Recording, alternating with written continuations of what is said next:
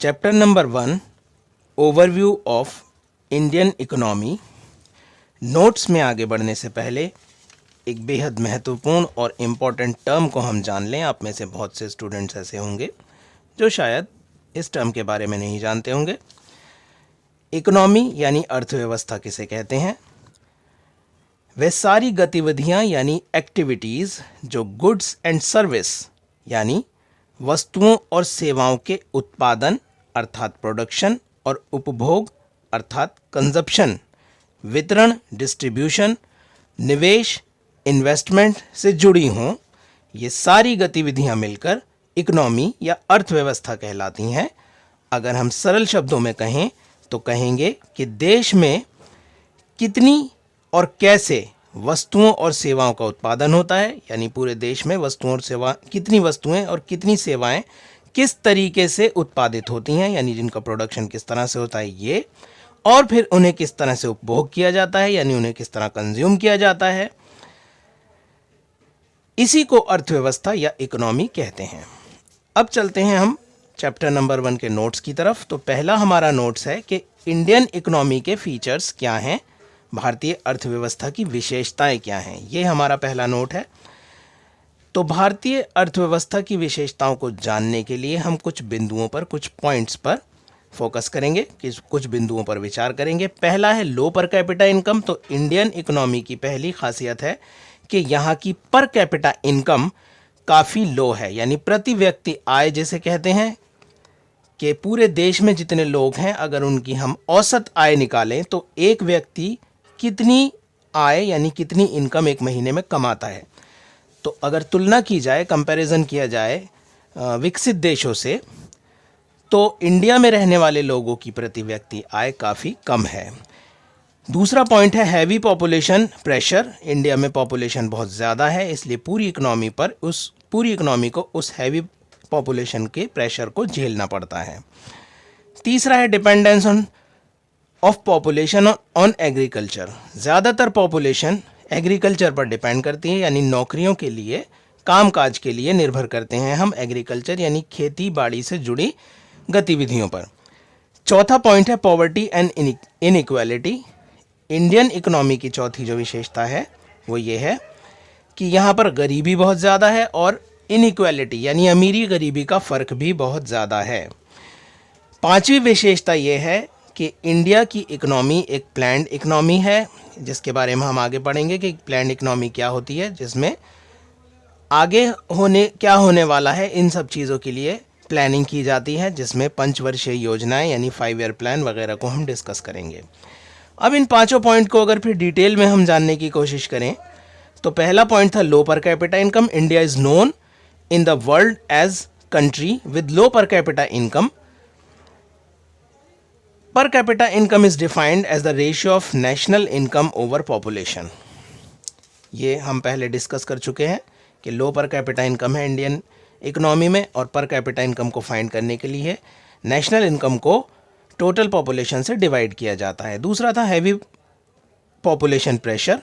India is world second largest populated country over China as per 2011 census. 2011 जनगणना के अनुसार India दुनिया का दूसरा ऐसा देश है जहां सबसे ज़्यादा पॉपुलेशन पाई जाती है, यानी जिसकी जनसंख्या दूसरे नंबर पर सबसे ज़्यादा है चाइना के बाद। ये 2011 सेंसस यानी जनगणना के अनुसार है। India's population stand at more than 121 crore. India की जो पॉपुलेशन है वो 121 करोड़ से ज़्यादा है। जो ये आंकड़ा अब बहुत आगे बढ़ चुका है, क्योंकि ये आंकड़े यहाँ पर पुराने समय के छपे हुए हैं। चौथा यहाँ पर पॉइंट था poverty and inequality. Another very disheartening things about India is that it has world's largest number of poor people. और एक ऐसी विशेषता जो डिसहार्टनिंग यानी दिल को तोड़ने वाली है, या ये कहें कि जो सुनने में हमारे लिए अच्छी नहीं है, वो ये कि सबसे ज़्यादा गरीबों वाला देश भारत है। पांचवा पॉइंट था planned economy. India is a planned economy. Its development process has been counting through 5 year plan since the first plan period during 1951 to 56। Bharat में अर्थव्यवस्था को चलाने के लिए प्लानिंग यानी योजनाओं का सहारा लिया जाता है, योजनाओं की मदद ली जाती है, जिसे हम 5 ईयर प्लान्स, पंचवर्षीय योजनाएं कहते हैं। पहला 5 ईयर प्लान यानी पहली पंचवर्षीय योजना 1951 से 56 के बीच चलाई गई। अब आगे बढ़ते हैं अगले नोट की तरफ। Role of agriculture in India. India यानी भारत में एग्रीकल्चर, जिसे हम कृषि कहते हैं, उसका क्या योगदान है, उसका क्या रोल है। तो agriculture is one of the most important subject of Indian economy. It is the support of goods and raw material in the country. At the time of independence, more than 70% of India's population depended on agriculture to earn livelihood. कृषि यानी agriculture भारतीय अर्थव्यवस्था का एक बहुत महत्वपूर्ण क्षेत्र है, यानी कि बहुत सारे ऐसे लोग हैं जो लिवलीहुड कमाने के लिए, अपनी रोज़ी रोटी कमाने के लिए एग्रीकल्चर पर डिपेंड करते हैं, यानी वो किसी और काम धंधे में नहीं जुड़े हैं। उन्हें जो अपनी रोज़ी रोटी मिलती है वो एग्रीकल्चर से मिलती है। इसलिए एग्रीकल्चर इंडिया में बहुत महत्वपूर्ण भूमिका निभाता है।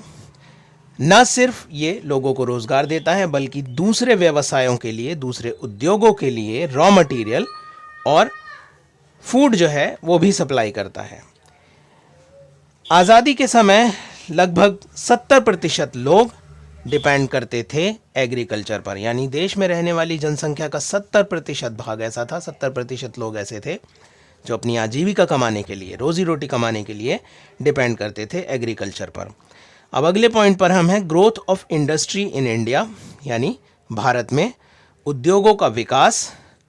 अब तक हमने ये पढ़ा कि इंडिया में भारत में ज़्यादातर अर्थव्यवस्था जो है डिपेंड करती है एग्रीकल्चर के ऊपर, यानी खेती बाड़ी के ऊपर हम डिपेंड करते हैं, न सिर्फ खाने के लिए बल्कि अपनी आजीविका चलाने के लिए भी। लेकिन इसके साथ ही इंडस्ट्री भी अपना रोल प्ले करती है। हालांकि विकसित देशों के मुकाबले इंडिया की इंडस्ट्रीज़ जो हैं वो उनकी तुलना में कहीं ज़्यादा पीछे हैं, लेकिन फिर भी गुजरते वक्त के साथ इंडिया में भी, भारत में भी इंडस्ट्रीज़ की ग्रोथ हुई है। उसके बारे में अब हम जानेंगे।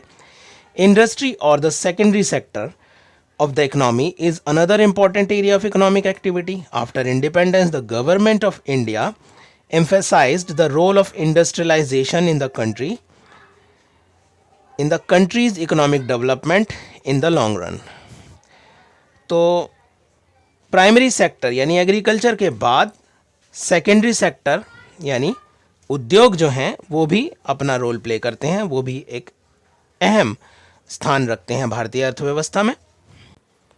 स्वतंत्रता प्राप्ति के बाद भारत सरकार ने भी इस बात पर फोकस किया कि अगर हमें अपने देश को भी दूसरे जो विकसित देश हैं उनके साथ खड़ा करना है तो हमें भी इंडस्ट्रियलाइजेशन यानी कि औद्योगिकरण पर फोकस करना पड़ेगा, क्योंकि औद्योगिकीकरण के बगैर लंबे समय तक विकास को प्राप्त करना और उसे बनाए रखना संभव नहीं है।